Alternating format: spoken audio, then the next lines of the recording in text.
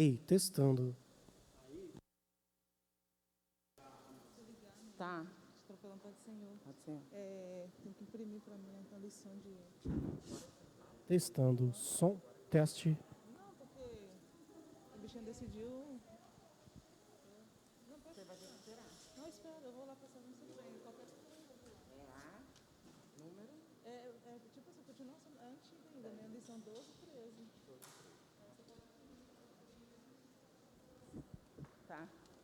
Pode ser, pastor. Ei, teste.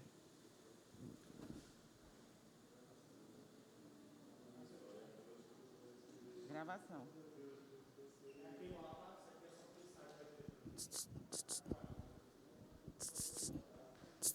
Ei. Você testou lá, estava funcionando. Porque... Não, é porque eu só boto no retorno para não atrapalhar as outras salas. Ei, teste. Som. Oi. Glória a Deus. Som. Oi. Som. Aleluias. Porque Ele vive, posso crer no amanhã.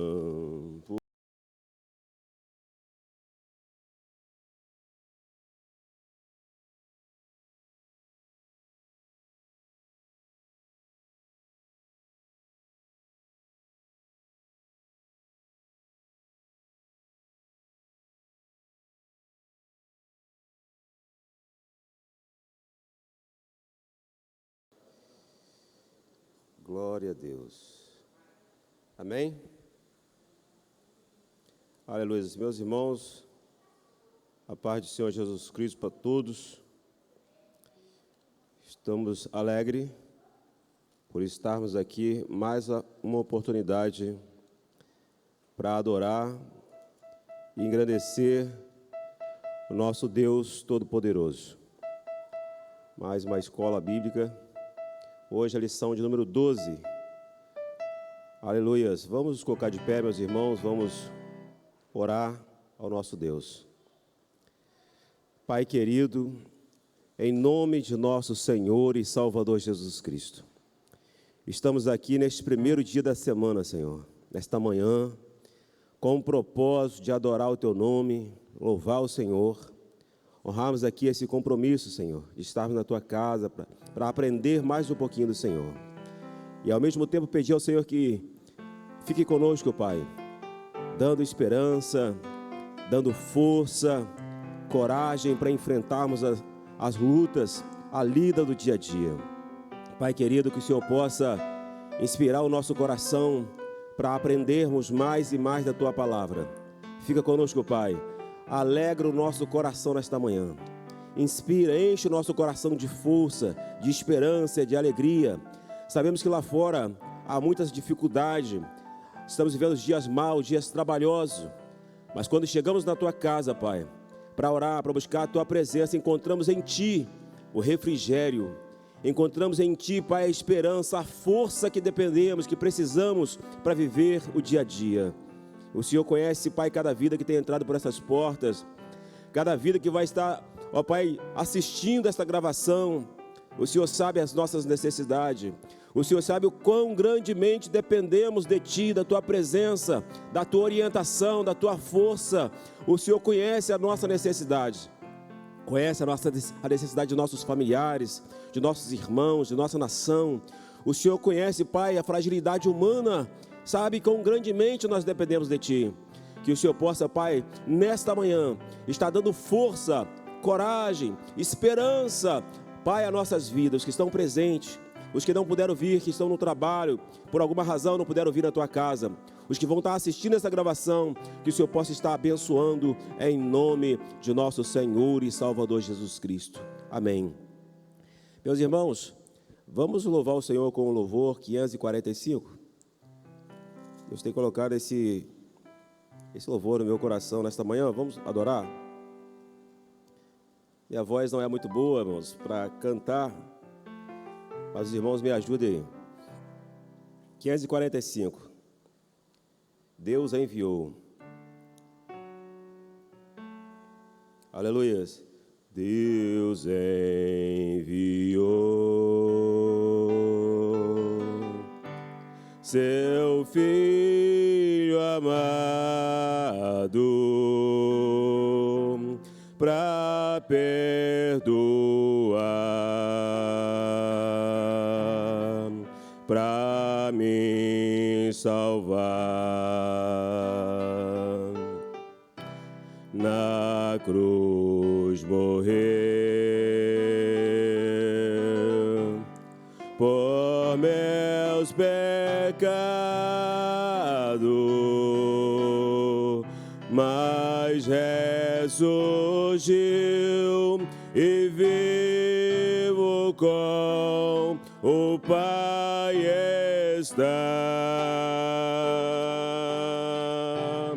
porque Ele vive. Posso crer no amanhã,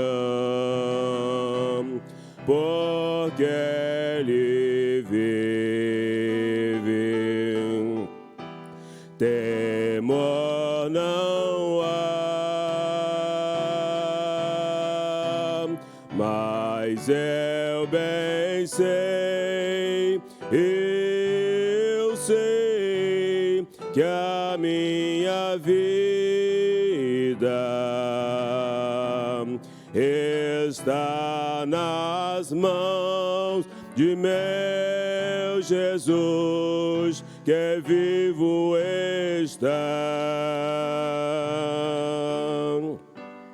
E quando enfim chegar a hora em que a morte enfrentarei,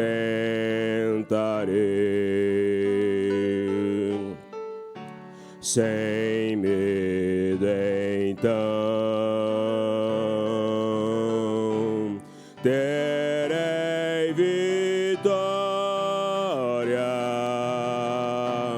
verei a glória ao meu Jesus, que vivo está. Porque Ele vive, porque Ele vive. Posso crer no amanhã, porque Ele vive. Temor não há, mas eu bem sei, eu sei que a minha vida está nas mãos de meu Jesus, que vivo está. Aleluias! Está nas mãos dele, irmãos. A minha vida, a sua vida, a nossa vida está nas mãos de nosso Deus. Aleluias! Através de Jesus Cristo. Seja onde estivermos, tudo depende dele. O nosso respirar depende dele. Aleluia, meus irmãos. Vamos colocar de pé mais uma vez. Leiamos o texto áureo, a verdade prática e a leitura bíblica em classe. Todos juntos, lição 12, o diaconato, texto áureo. Porque os que servirem bem como diáconos adquirirão para si uma boa posição e muita confiança na fé que há em Cristo Jesus. 1 Timóteo 3, versículo 13. Verdade prática. Embora o diaconato seja um ministério específico, a diaconia é uma missão de todo crente. Olha só, meus irmãos, então a lição hoje vai falar com todos nós, né? A leitura bíblica em classe se encontra em 1 Timóteo, capítulo 3, versículo 8 a 13. O 8 diz assim: da mesma sorte, os diáconos sejam honestos, não de língua dobre, não dado a muito vinho, não cobiçosos de torpe ganância, guardando o ministério da fé em uma pura consciência. E também estes sejam primeiro provados, depois sirvam se forem irrepreensíveis.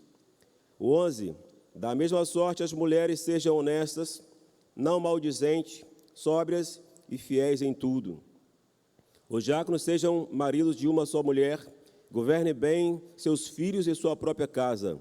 O 13, porque os que se servirem bem como diáconos adquirirão para si uma boa posição e muita confiança na fé que há em Cristo Jesus. Amém? Glória a Deus. O versículo 10 está falando, e também estes sejam primeiramente provados, né, irmãos? Ou observados pela igreja e depois sirvam. Amém, meus irmãos? Poderia sentar, nós já oramos para iniciar o culto. Já louvamos, que Deus em Cristo possa continuar abençoando. Eu queria fazer duas observações antes de entrar na lição, irmãos. Uma introdução aqui, nossa, onde o texto áureo fala que os que servirem bem como diácono, né, adquirirão para si boa posição e muita confiança na fé. Então, a maioria das pessoas, a gente vai ver no decorrer da lição aqui, que 2 discípulos, inclusive, pediu para, no reino de Jesus Cristo, no reino eterno, ficar uma à direita e outra à esquerda. E isso é do ser humano, às vezes a gente quer partir direto para o pódio, né? Não quer percorrer o trajeto. Isso está acontecendo hoje. A maioria quer ir direto a apóstolo, sendo que há um processo. Esse processo que ajuda a amadurecer o homem e a mulher de Deus. A gente vê hoje muitos querem ter, mas não querem servir, não querem trabalhar, não querem estar de manhã na igreja, buscando, aprendendo da palavra de Deus. E aí não adquirem para si confiança e nem fé o suficiente para enfrentar os leões, os ursos, os problemas da igreja. A gente vai ver no decorrer da lição também que na igreja teve problema, teve dificuldade. Então, às vezes, o obreiro ele não consegue resolver, por quê? Porque ele não aprendeu. Ele não aprendeu como diácono, não aprendeu a servir. Ele quer ir direto a pastor, a apóstolo. Eu já, em 20 anos de caminhada, eu já vi muito isso acontecer. Né? Irmãos que queriam ser pastor, queriam ser, hoje está lá fora. Alguns até viraram andarilho. Eu conheço um que virou andarilho. Né? Por quê? Ele não quis servir. Há um trajeto, há um começo. A gente vai ver também que Jesus, ele foi servo. Ele veio para servir, ele fala. Né? Então, essa é a função do crente, é servir. Né? O pastor, o irmão, a irmã, o presbítero, o diácono, a nossa função é servir. Né? Então, aí adquire fé e confiança, experiência. Né? Na verdade, a prática falou que, embora o diaconato seja um ministério específico, a diaconia é uma missão de todo crente. Ou seja, o trabalho na igreja, né, é função nossa. É função nossa. Amém, meus irmãos? De todos nós. A gente vai ver no decorrer da lição o porquê, para quê, onde surgiu essa questão do diácono.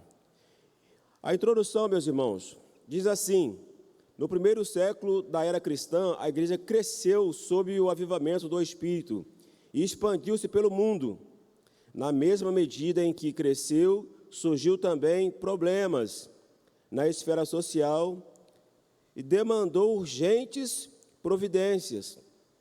Por uma sábia e unânime decisão, em assembleia, a igreja de Jerusalém escolheu 7 homens de moral ilibada e cheios do Espírito Santo para administrarem esse importante negócio. Nessa lição, estudaremos esse importante ministério de serviço que, por causa de uma crise étnica na igreja, levou os apóstolos a proporem medidas que serviram de base para instituir a função diaconal. Esta até hoje faz parte do ministério ordenado pela igreja cristã. Então, a gente vai ver o porquê surgiu essa função, né? E essa base ela está até hoje na vida cristã. Então, pois bem, irmãos, está falando aqui que a igreja cresceu. Na mesma medida em que cresceu, surgiram também problemas na esfera social, demandando urgente providência. Então, é natural que a igreja cresça, E é natural também que surja um problema. A gente vai estudar lá no capítulo 6 de Atos, onde está falando a lição aqui, que a igreja ela cresceu muito. E veio também os problemas. Então, eu insisto em dizer, irmãos, eu já vi muitas pessoas dizendo, eu vou para a igreja para ouvir a palavra de Deus, a igreja está cheia de problema. Vai ter problema mesmo, a vida social tem problema, a vida comum ela tem problema, né? Enquanto estivermos nessa terra, a gente vai ter problema. Na igreja tem problema. Então, aqui, quando a igreja cresce, o que acontece? As viúvas, na época que não eram assalariadas, os órfãos, gregos, né, e outros mais, a Bíblia diz que eles começaram a reclamar com os apóstolos que estavam sendo abandonados ou se sentiram discriminados. Olha, vocês estão dando assistência só o povo de Jerusalém. O povo que veio de fora, que tem língua hebraica, que tem língua grega, vocês estão o discriminando. Então, irmãos, em parte, sim, a demanda deles foram corretas, mas o fato deles se sentirem desprezados, né, aí já é diferente. Ou discriminado. A gente vê a nossa sociedade hoje exigindo dos governos, das autoridades, né, a cota para isso, cota para aquilo, eles se sentem discriminados. Mas se nós formos olhar de uma forma geral, toda a terra geme com dores de parto, é o que diz a palavra de Deus. Toda a terra geme. Então, a gente não tem que exigir demanda ou cota para um grupo de pessoas, não, assim é para todos, para todos. A gente vê que esse problema é antigo e que, às vezes, lá fora, os nossos governantes, de uma forma em geral, no Brasil e no mundo, não dão jeito, por quê? Porque não tem, na maioria das vezes, a orientação da palavra de Deus. Mas aqui no caso, Pedro e os apóstolos tinham o quê? A orientação do Espírito Santo de Deus. Né? O que eles fizeram? Nós vamos, está falando na lição aqui, que era um negócio importante, o trabalho social, né? É um serviço importante. Estaremos estudando essa lição, a importância desse ministério, é um trabalho importante, está falando aí no último ponto, né? Então, o que acontece? Eles tiveram a sabedoria de Deus em dois aspectos. Primeiro, para resolver o problema, sem desfocar da palavra de Deus e da oração. Capítulo 6, verso 4. Pedro fala assim, olha, nós vamos instituir pessoas, nós vamos chamar 7 homens ilibados, cheios do Espírito Santo de Deus e conhecimento, por quê? Tinha que ter conhecimento social, étnico, que tinha gente ali em Jerusalém de tudo até canto. Se a gente for ver o capítulo 2 de Atos, tinha gente ali de tudo até canto. E em Jerusalém, irmãos, vinha gente de tudo até lá da terra. Então, tinha que ter conhecimento linguístico, étnico, entende? Então, ele resolve o problema em dois aspectos. Primeiro, que ele não desfoca a mente da palavra de Deus, aquilo que Deus disse para Josué. Josué, nem para a esquerda e nem para a direita, mas segue o que a palavra está falando. E Pedro, sabiamente, ele faz isso. Nós não vamos cuidar desse importante negócio. Nós vamos instituir pessoas para trabalhar, nós vamos orientar pessoas para fazer isso, mas nós, os apóstolos, nós vamos focar na palavra e na oração. Então, Pedro, juntamente com os apóstolos, agiram diante da palavra de Deus, orientados pelo Espírito Santo de Deus, resolveram o problema social ético, sem desfocar a mente, o coração, o olhar para Deus. A pessoa, se Pedro fala assim, não, tudo bem, nós vamos largar aqui o ministério pastoral, nós vamos largar a oração, a palavra, e nós mesmos vamos resolver esse problema, né, irmãos? Mas não, nós falamos aqui, foi na terça-feira, sobre a função do presbítero, do pastor, do bispo. A função do pastor, do bispo, não é carregar saco de cimento, não é assentar lajota. A função do pastor não é essa. A função do pastor é pastorear, é buscar a Deus, buscar a palavra e a oração. Irmãos, a sombra de Pedro curava. Mas por que a sombra de Pedro curava? Por causa disso aqui. Por causa de Atos capítulo 6, versículo 4. Nós não vamos... Jesus falou assim, olha, Pedro, você vai ser pescador de homem. E Pedro, ele tentou, lá em João capítulo 21, Pedro tentou ir pescar peixe de novo. Aí Jesus chegou lá e falou assim, Pedro, depois de ressuscitado, eu mandei você fazer o quê, Pedro? Você pescou a noite toda, você não pegou nada. E de manhã, Jesus falou assim, agora vai lá e lança a rede. Agora eu estou mandando, lançou, pegou 153 peixes grandes. E Jesus perguntou, Pedro, você me ama? Me ama, 3 vezes. E Pedro falou assim, sim, Senhor, eu te amo. Então, já que você me ama, apacenta as minhas ovelhas. não é para você ficar pescando. Então Pedro, aqui em Atos capítulo 6, ele entendeu isso, que servir o serviço social era importante, mas servir a Deus, irmãos, na oração, na palavra, era muito mais importante. Então eles, os apóstolos, ficaram na palavra, instituíram pessoas diáconos para fazer os trabalhos da igreja. Amém, irmãos? Né? Então, duas lições importantes para a igreja e para o ministério. Para o ministério, que hoje, irmãos, infelizmente, eu vejo pastor batendo massa, carregando saco de cimento, carregando lajota para ir para cá, capinando quintal. O pastor, não é que ele não pode fazer, é que ele vai desfocar, irmãos. Vai desfocar. Atos capítulo 6, versos 4. Pedro fala assim, a gente não pode fazer isso. Porque se nós fizermos isso, nós vamos ocupar o nosso tempo, vamos gastar a nossa energia nessas coisas. Ao passo que nós temos que gastar a nossa energia, o nosso tempo, o quê? Buscando a Deus. Amém? Então o negócio era importante e teve que instituir diáconos para fazer esse trabalho aí. O ponto 1, irmãos, a diaconia de Jesus Cristo. Significado do termo. O termo grego diaconia significa ministério ou serviço. A vida inteira de Jesus aqui na terra demonstrou o verdadeiro sentido da diaconia em todos os seus aspectos, irmãos. Na realidade, seu ministério terreno evidenciou o quanto ele foi apóstolo da nossa confissão, profeta, evangelista, pastor, mas principalmente diácono, por excelência. Então, Jesus foi apóstolo, foi evangelista, pastor, mas principalmente servo. Principalmente servo. O apóstolo Paulo disse que Jesus, sendo em forma de Deus, não teve por usurpação ser igual a Deus, né? Mas aniquilou-se a si mesmo, tomando a forma de servo, fazendo-se semelhante aos homens.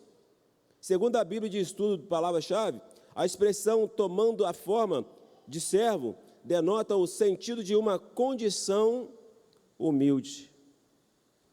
O que é condição humilde? O que é não usurpar?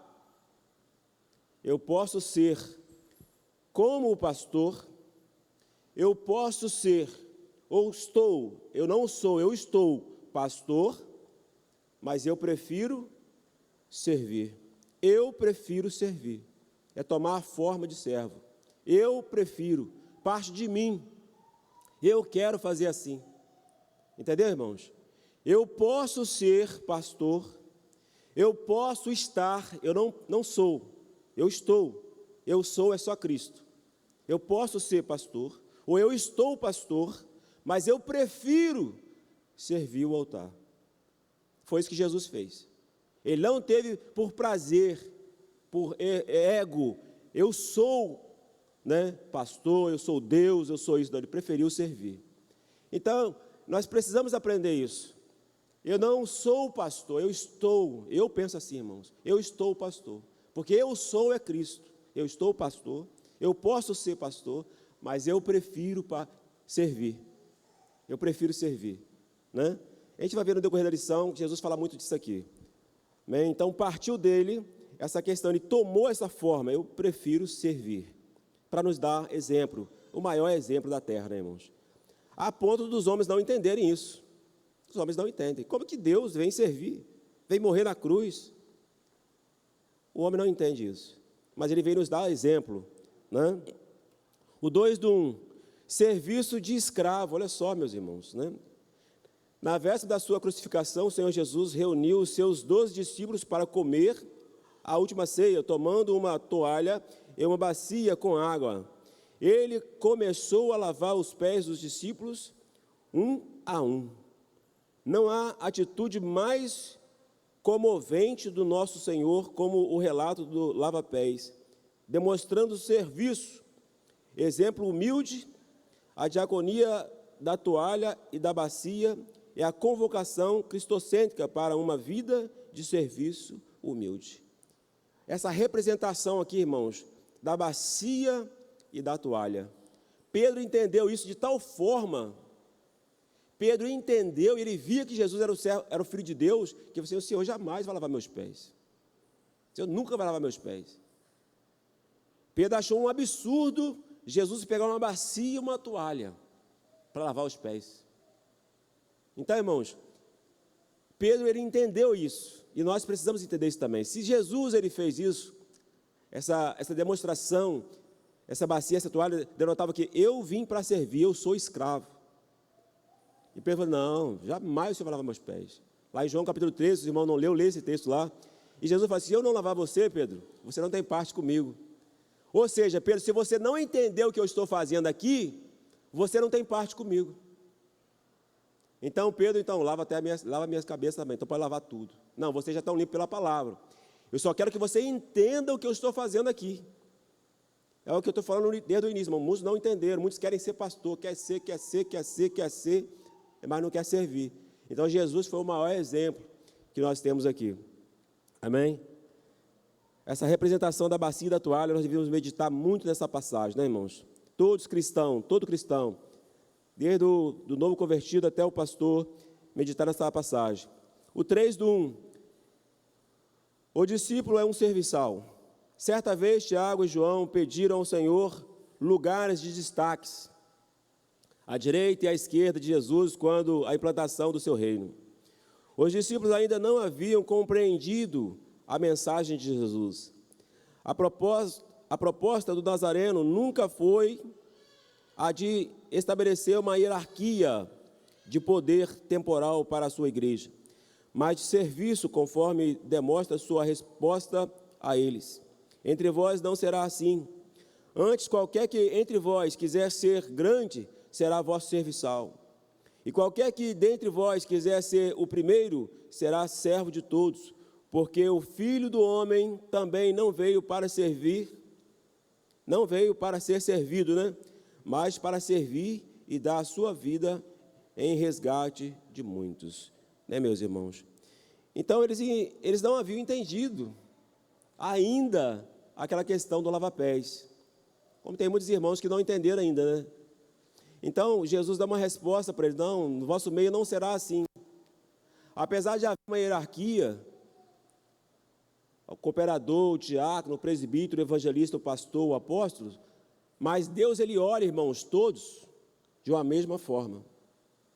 Deus, ele não olha, o pastor vai receber mais do que aquele irmão que zelou da igreja. O pastor vai receber mais aquele que trabalhou com mais seriedade, com mais amor, que fez mais efeito. Entende, irmãos? É assim que funciona. O pastor, a sua função, como eu falei aqui, função, o pastor não é pastor, ele está pastor. O presbítero não é presbítero, ele está presbítero. A função dele é essa, a função do diácono, a função do irmão que zela. Deus, ele olha, ele vê todos os trabalhadores. Deus, ele olha, ele vê todos os filhos. E cada um receberá de Deus o seu galardão, tanto nesta vida quanto no porvir. Cada um receberá de Deus. O evangelista, aquele que evangeliza. Quem é o evangelista? É aquele que tem carteira de evangelista para Deus? O evangelista para Deus é aquele que evangeliza, não é aquele que tem carteira de evangelista. O diácono para Deus não é aquele que tem carteira de diácono, é aquele que faz a função diaconal. Então Deus olha, irmãos, o trabalho de cada um, e Deus dará a cada um conforme o seu trabalho, diz a palavra de Deus. Já pegou a oferta, pastor? Eu tenho oferta, perdão, está aqui, Então, meus irmãos, a gente precisa entender isso, e às vezes, nós queremos ser reconhecidos aqui pelo nosso trabalho, não é isso? A gente reclama do pastor, será que o pastor não está me enxergando? Eu trabalho, eu faço, eu aconteço, eu já ouvi muito isso, irmãos. Não vou mais na igreja que eu não tenho oportunidade, não me dão oportunidade. Então, essas pessoas ainda não entenderam, não amadureceram ainda, que quem é o patrão desta obra não é o pastor, não é a Assembleia de Deus. Quem é o patrão dessa obra é o próprio Deus. E Ele dá a cada um conforme o seu trabalho. Irmãos, o melhor patrão que existe na face da terra é o nosso Deus, é o nosso Pai. E Ele não fica devendo nada para ninguém, eu sou prova disso. Eu sou testemunha disso. Deus não fica devendo nada para ninguém. Tiver de pagar, Ele paga. Tiver de corrigir, Ele corrige. Tiver de abençoar, Ele abençoa. Tiver de abater, Ele abate. Deus não fica devendo nada para ninguém. Então nós precisamos entender isso, que a obra, que o patrão desta obra não é a Assembleia de Deus, não é o pastor Ito, não é o pastor Joabe, é o nosso Deus que é o patrão desta obra. A gente precisa entender isso, Glória a Deus. Então, meus irmãos, vamos para o 2. A instituição dos diáconos. Já falamos na introdução um pouquinho, não vamos ater muito a esse ponto aqui, que já falamos um pouquinho sobre essa questão na introdução. A instituição, como que foi instituído? O conceito da função, a palavra diácono, segundo o dicionário Vini, refere-se àquele que presta trabalho voluntário. Não somente trabalho, mas trabalho voluntário, né, irmãos?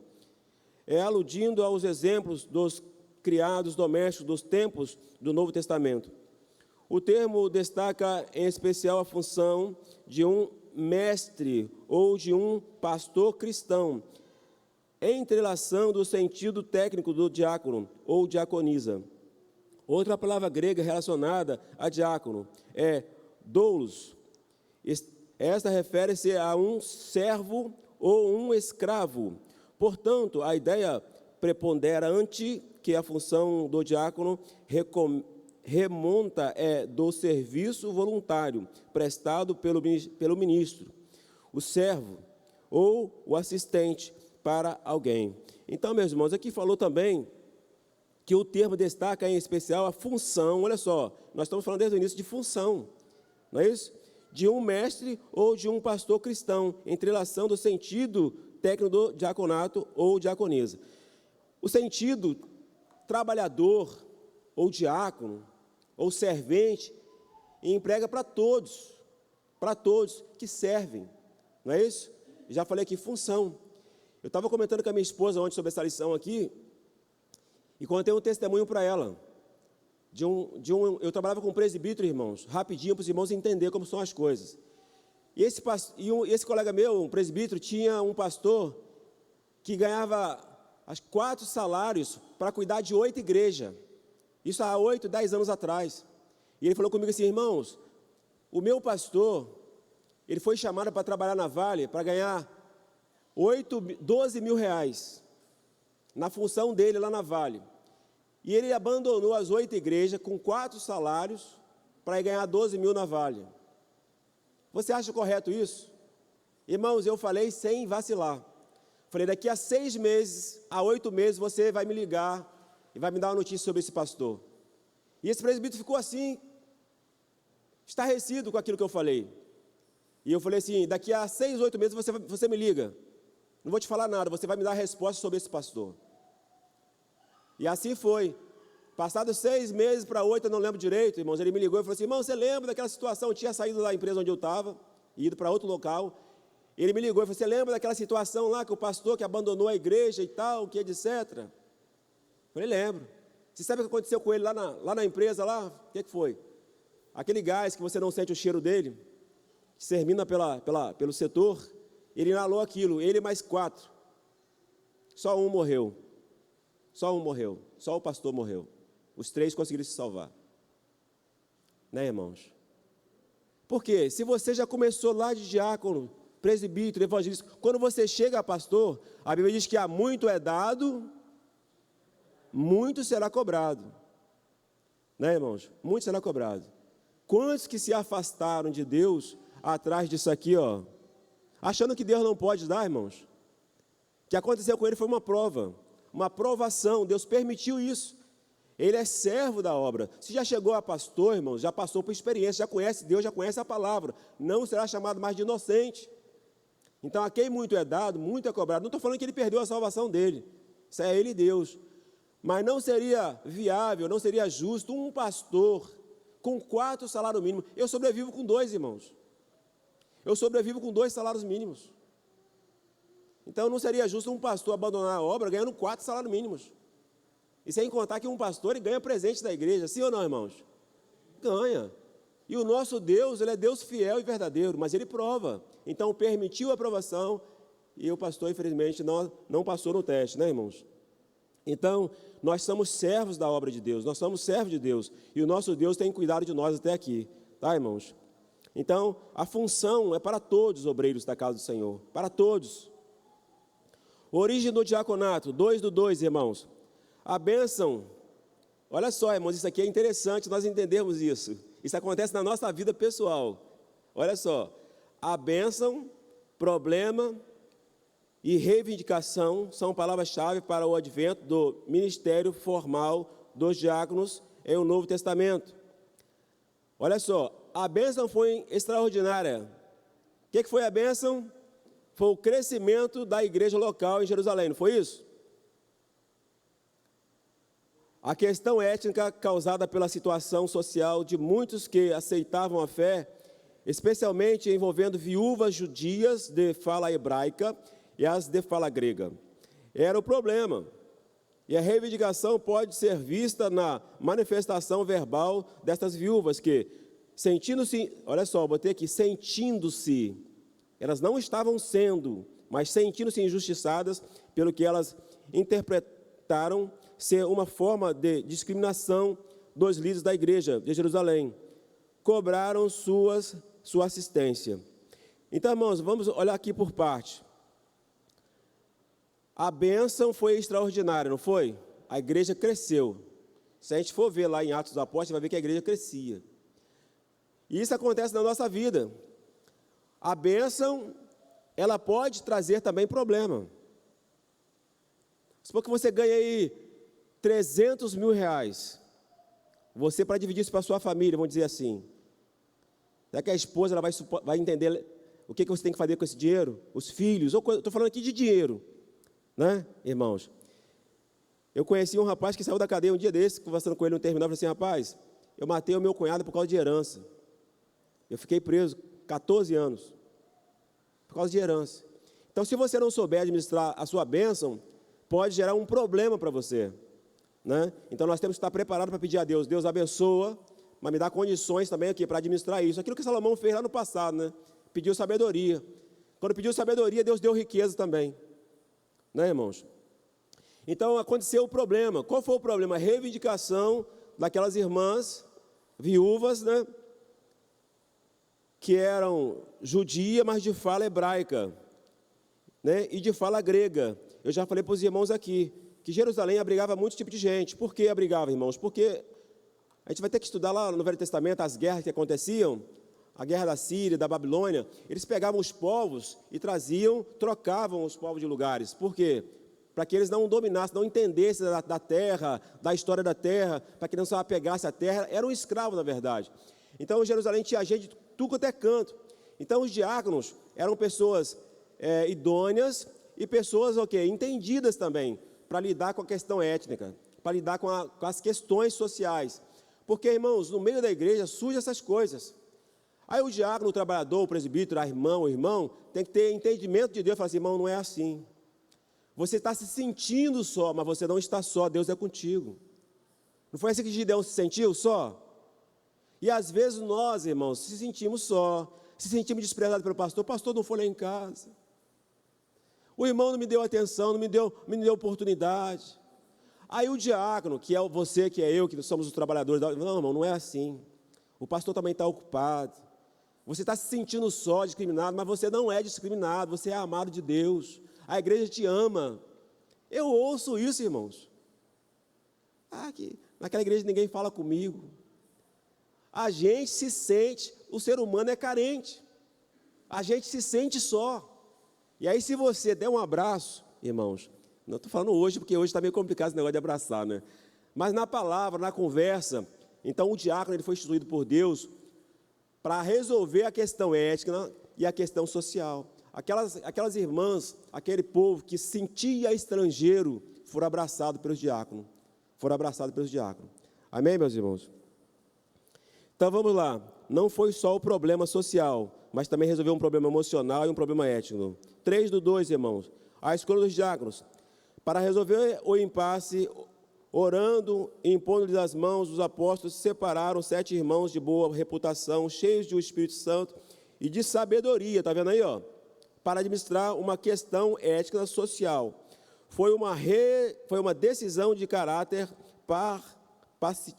pacificador, né?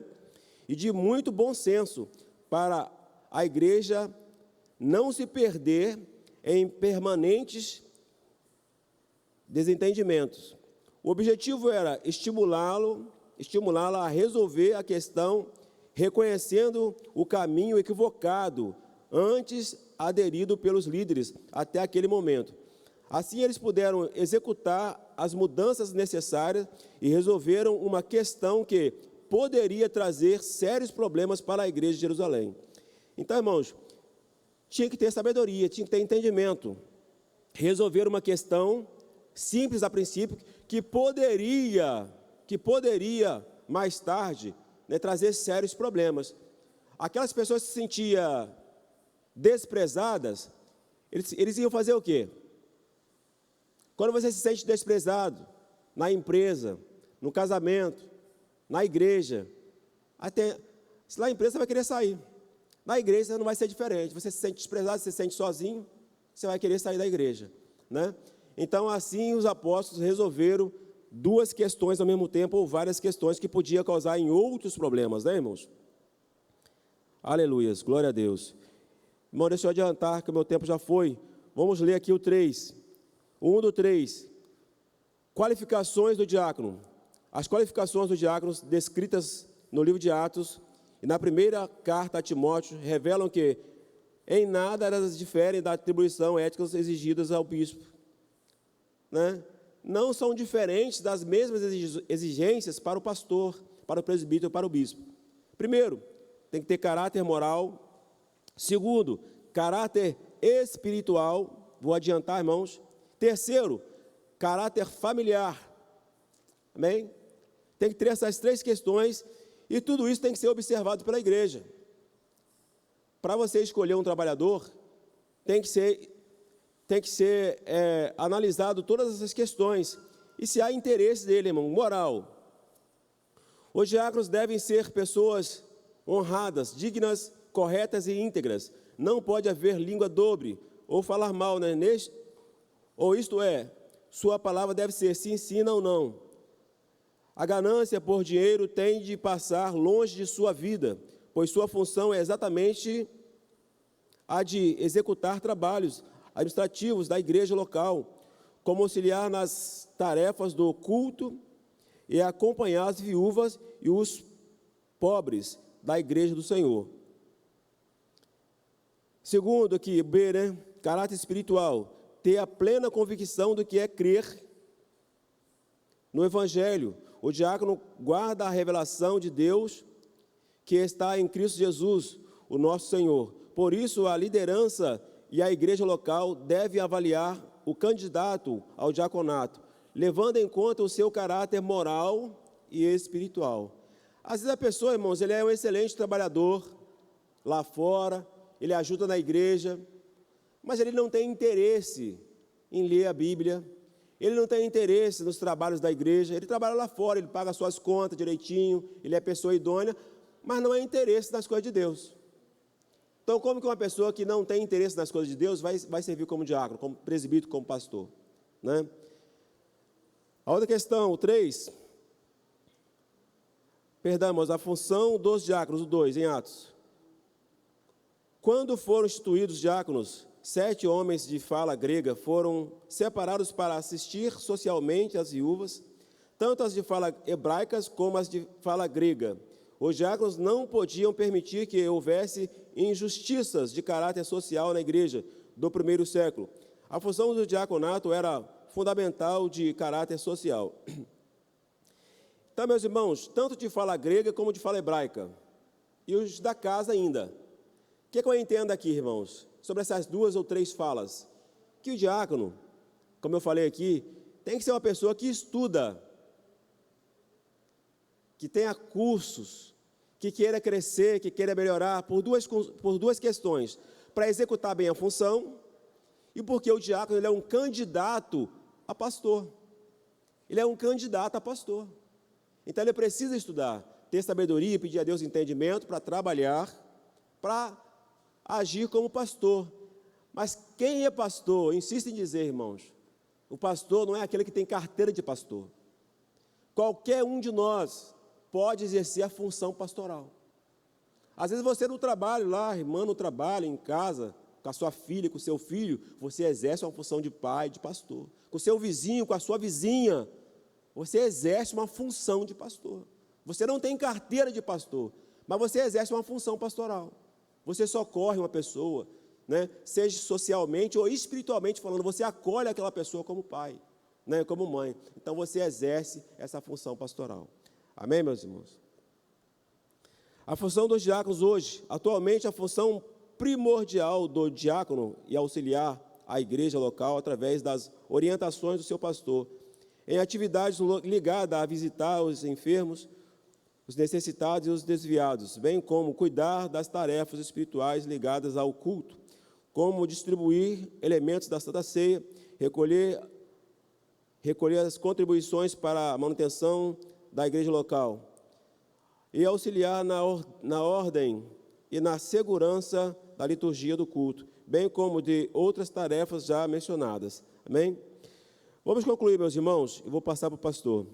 O diaconato foi instituído pelos apóstolos de Cristo quando a comunidade cristã cresceu e precisou ter pessoas que pudessem resolver questões relacionadas a problemas sociais, que demandavam atenção e cuidado.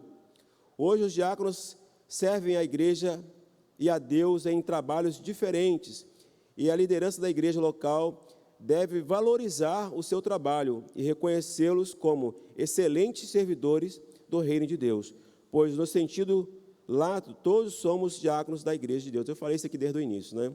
Deve ser um trabalho valorizado por duas questões de novo, porque além do seu trabalho, irmãos, além do seu trabalho na igreja, ele é um candidato a pastor. O diácono tem que saber disso, que ele é um candidato a pastor. Ele não tem que querer ser, né? Mas ele é um candidato a pastor.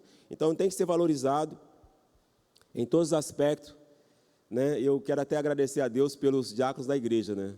Que eu fico observando aqui. Hoje, nem tanto por causa dessa divergência, né? A gente está voltando à normalidade, como o pastor tem falado, mas da forma que os diáconos trabalhou aqui, eu fico assim admirado e agradeço a Deus por isso, né, irmãos? E nós precisamos de trabalhadores, né? A Bíblia diz isso, que nós precisamos de trabalhadores, precisamos orar a Deus para que Deus envie esses trabalhadores, e nós precisamos o quê? Reconhecer o trabalho deles, irmãos. Embora Deus é o patrão, mas nós precisamos reconhecer o trabalho dos nossos diáconos, amém? Quero agradecer a oportunidade, devolvendo aqui o microfone ao nosso pastor.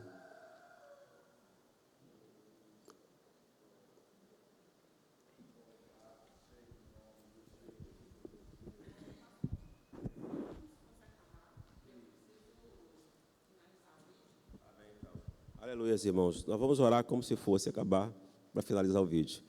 Vamos pôr de pé, irmãos, então vamos orar. Deus eterno, em nome de nosso Senhor e Salvador Jesus Cristo, queremos agradecer a Ti por este momento que estamos aqui para aprender a Tua palavra. Te louvamos, agradecemos, reconhecendo que tudo vem de Ti, Pai, que o Senhor possa estar abençoando a igreja, que esta palavra possa crescer, germinar em nossos corações, que possamos entender, Pai, que somos diáconos da Tua obra, que somos trabalhadores da Tua obra. Fica conosco, nós te agradecemos e te louvamos na pessoa bendita de nosso Senhor e Salvador Jesus Cristo. Amém. Glória a Deus. Aleluia. Graças a Deus. Amém.